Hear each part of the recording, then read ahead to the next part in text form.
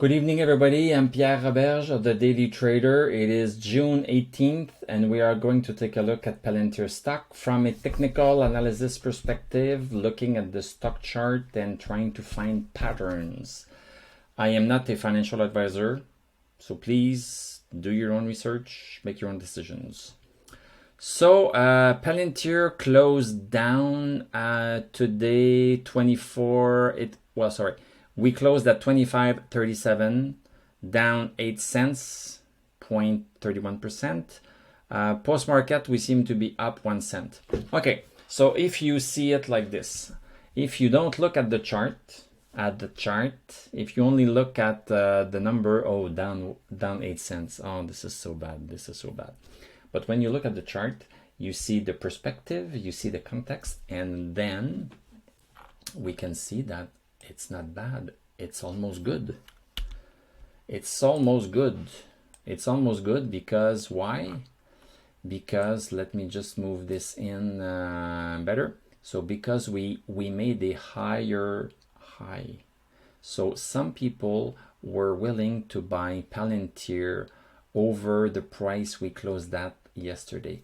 Yesterday we closed at 25.45, and today some people were willing to buy at a higher price. So this is a good news. So Palantir is an appreciating asset.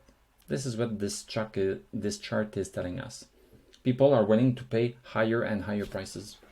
So how should we be sad? Yes, we closed lower than we closed yesterday. But overall, the lowest price of the day for Palantir was higher than the lowest price of yesterday. So the stock is moving up. So this is why you need to look at the chart. If you only look at the numbers, oh, the stock was down 8 cents. The stock was down $8.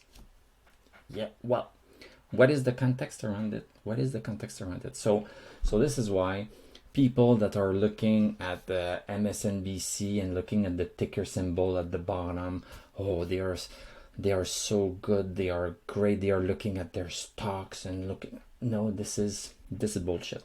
This is complete bullshit. Sorry, pardon my French. C'est de la merde. So basically, this is a good day. We are with Palantir in between support. Let me draw it here. This is the double support that we have here, and we have a resistance. So basically, Palantir is in this channel, and it will remain in this channel until it comes out of the channel. This cannot be more easy. So if you have some Palantir stocks, stay in it. This is not financial advice. I would stay in it. And if you don't, then that's a tougher question, because then you need to say, well, okay, when should I buy? Usually a good point to buy is when the stock is touching support and bouncing on it. So this is a buy opportunity.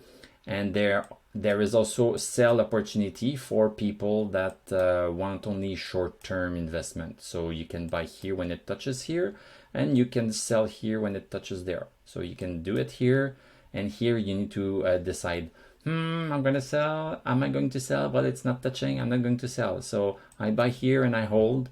Oh, well, I can buy again, and then I hold until it touches there.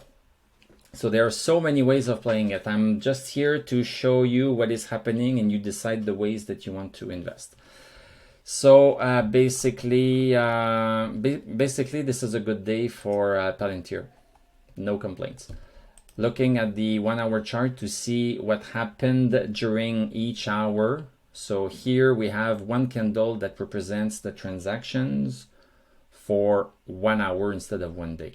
So if I start here at 9:30, so 9:30 we were quite high, and then boom, the stock went down. Stayed sideways, then green candle went up, down, down, down, and up. Okay, so basically it went sideways. Nothing too special here. And in terms of the yeah, I think I need to talk to you about this resistance that I don't want to consider. You know, the resistance that I've spoken about at 25.42 or 25 something. We are still under that resistance, but I have a mental block about that resistance. I don't want it to be there because well, I think it's a less important resistance, because the more important resistance was at 24.50 and we can argue 24.80, and now that we have broken out of that, this resistance here at 25.42 or something like that is just a speed bump, in my opinion. I might be wrong, but this is my opinion. Looking at the indicators, super good. What can I say? 89 stochastic, cannot complain. MACD above. MACD can cross here. It can cross down, or it can cross even when a stock is slowing down, because we had a steeper here. We had a steeper slope here. Let me just get my... It takes a while for my pen to kick in. Okay, so we had a steeper slope here than we have here. So because of that slowing down of the slope, this is making the MACD come together, but I don't see it as a sell signal yet.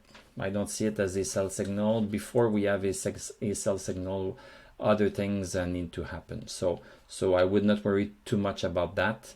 And the DMI is super great. So it's just like we are on cruise control and we are just letting the stock ride. Let's just ride this baby. And personally, I don't sell after a specific amount. Like, oh, it rose $2, that's a lot. That's 10%. I sell after 10%. You can do that. What I suggest is that you sell when the trend changes. I'm going to say it like this. Because we are in a channel, we are in a trend, and let's ride the trend. This is my opinion. You can ride the trend until the trend changes. So who knows at what point the stock or that trend will change. It could change at $29, at $27, at $45. So let's just ride the pony. Let your winners ride, or something like that, you know. Let's let it ride, and we can sell when there's a change in trend. This is what I think. You don't need to think that, but this is how I think, this is how I behave, and this is how I'm gonna do. This is what I'm gonna do. Anyway, so I wish you a great weekend. Thank you for watching. Thank you for subscribing. I produce a Tesla and Palantir video every single day. We have a Discord server, we have a Patreon account, and we have a TradingView affiliate link. You can look at that if you are interested. I'm going to wish you again, I know, a good weekend. We are going to talk on Monday, and I'm going to tell you à la prochaine.